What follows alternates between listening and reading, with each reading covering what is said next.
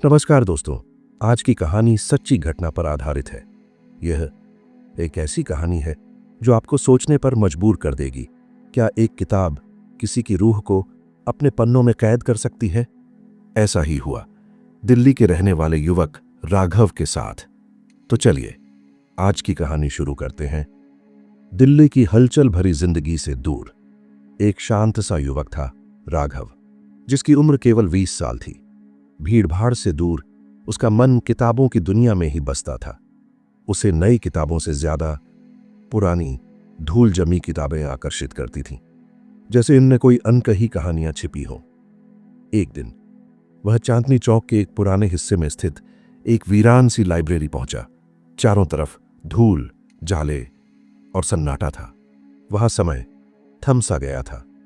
किताबों की एक ऊंची अलमारी के कोने में उसे एक बेजान सी किताब दिखी, बिना नाम की, मटमैले कवर वाली। किताब के पन्ने जैसे सदियों से किसी का इंतजार कर रहे थे। लेकिन जैसे ही राघव ने किताब खोली, उसमें से एक पीली फटी सी चिट्ठी बाहर गिर गई। चिट्ठी पर धुंधली लिखाई में लिखा था, 20 दिसंबर शाम के 5 बजे मैं ग्वालियर के एक पुराने लॉज में रुका हुआ हूं, कमरा नंबर 8 में। मेरे साथ कुछ अजीब घटनाएं हो रही हैं। कोई मुझे बुला रहा है, मेरा नाम ले रहा है। जब मैंने पीछे मुड़कर देखा तो बस चिट्ठी यहीं पर खत्म हो गई थी। राघव की आंखें चौड़ी हो गईं। ना कोई नाम, ना कोई पता, लेकिन उसके भीतर कुछ हिलने लगा था, जैसे किसी ने उसकी रूह को खटखटाया हो। राघव ने उसी समय निर्णय ले लिया, वह ग्वालियर जाएगा। उसके दोस्तों और माता पिता ने मना किया, पर वह नहीं रुका। उसे लग रहा था जैसे यह चिट्ठी उसी के लिए छोड़ी गई हो। 3 दिन बाद वह ग्वालियर पहुंचा। थोड़ी खोजबीन के बाद उसे चिट्ठी में लिखा पुराना लॉज मिल गया। एक पुरानी जर्जर इमारत, जिसके बाहर का साइन बोर्ड भी आधा टूट चुका था। रिसेप्शन पर एक बूढ़ा आदमी बैठा था, जिसने बिना ज्यादा सवाल किए कमरा नंबर 8 दे दिया। कमरे में घुसते ही एक अजीब सी ठंडक राघव के शरीर में समा गई। खिड़कियां बंद थीं, फिर भी हवा अंदर आ रही थी। रात को वह इंतजार करने लगा कि कोई आवाज आए, कोई संकेत मिले, पर आधी रात तक कुछ नहीं हुआ। थक कर वह बिस्तर पर लेट गया। करीब रात के 2 बजे राघव की नींद खुली। किसी ने जैसे कान के पास फुसफुसाया हो, राघव, राघव, मैं अमित हूं राघव। राघव हड़बड़ाकर उठा। कमरे की सारी लाइटें बंद थीं, जबकि उसने सोने से पहले स्विच ऑन रखा था। तभी अचानक सामने रखा गिलास जोर की आवाज के साथ टूट गया। डर के मारे वो कुछ पल तक स्तब्ध खड़ा रहा, फिर जल्दी से बैग उठाया और अगली सुबह कमरा बदलने का फैसला किया।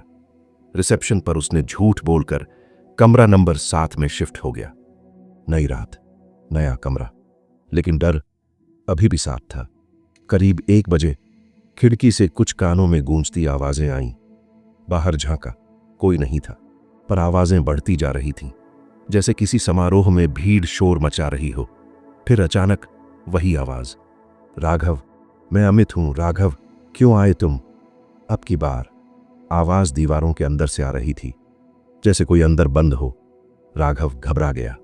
उसने दरवाजा खोलने की कोशिश की, पर वो अपने आप बंद हो गया। मोबाइल सिग्नल गायब, लाइट झपकने लगी।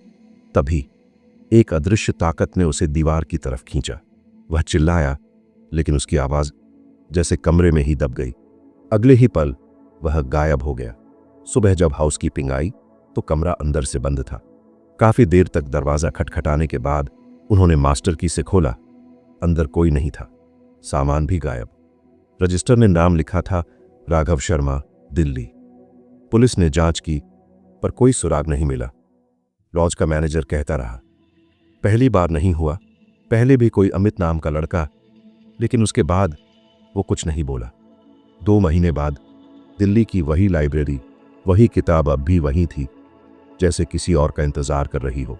दिल्ली की सर्द सुबह थी। लाइब्रेरी की खिड़कियों पर धुंध जमी हुई थी।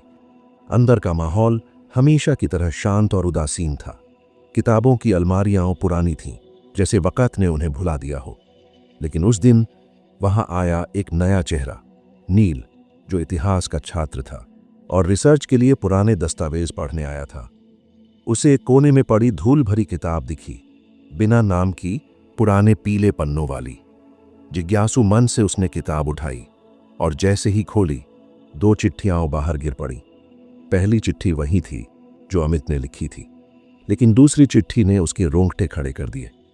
अगर तुम ये पढ़ रहे हो तो सावधान रहो। मैं राघव हूं।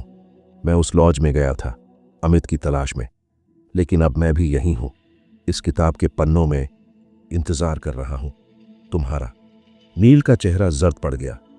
एक सेकंड के लिए वह समझ नहीं पाया कि ये मजाक है या कोई सच्चाई, लेकिन जब उसने ध्यान से किताब के पहले पन्ने देखे तो उनमें किसी का धुंधला चेहरा छपा हुआ लगा, जैसे किसी की आत्मा पन्नों में बंद हो।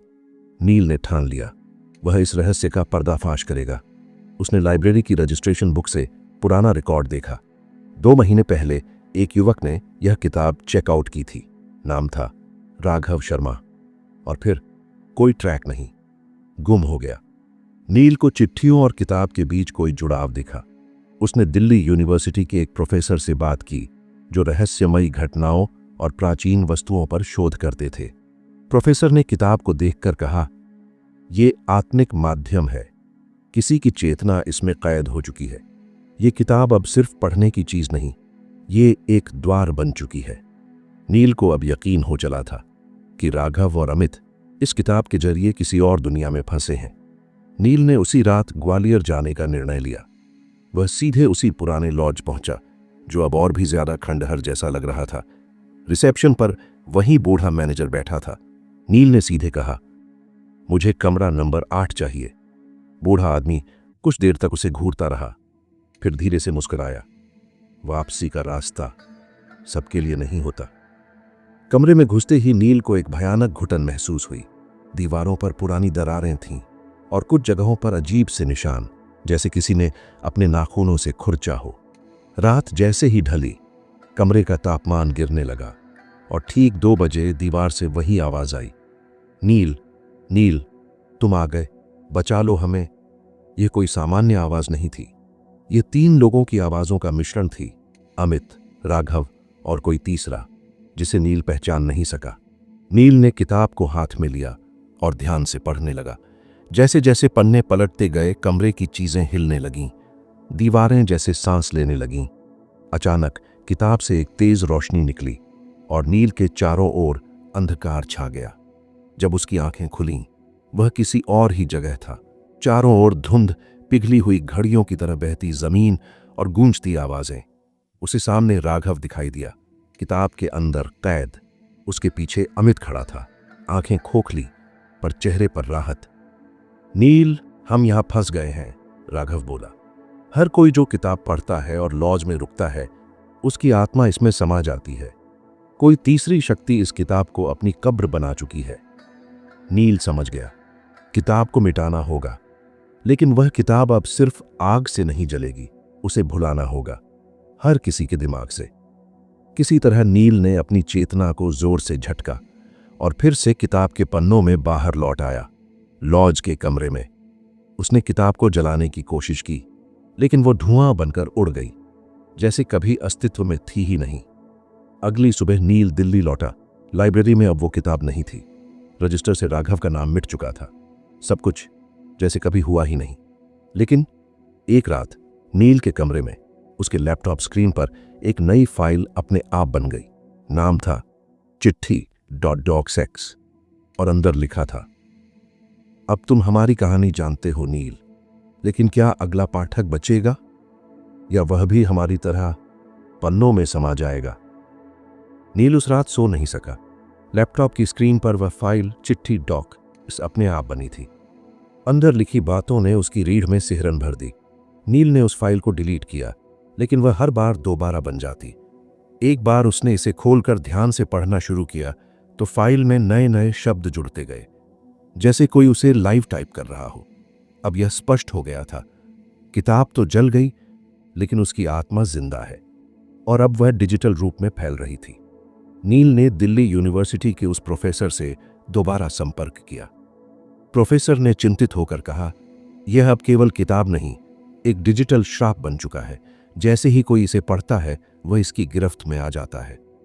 नील समझ चुका था, इसे रोकना होगा। उसने फौरन अपनी लैपटॉप हार्ड ड्राइव पूरी तरह फॉर्मेट की। लेकिन अगली सुबह उसके दोस्त आरव का एक कॉल आया।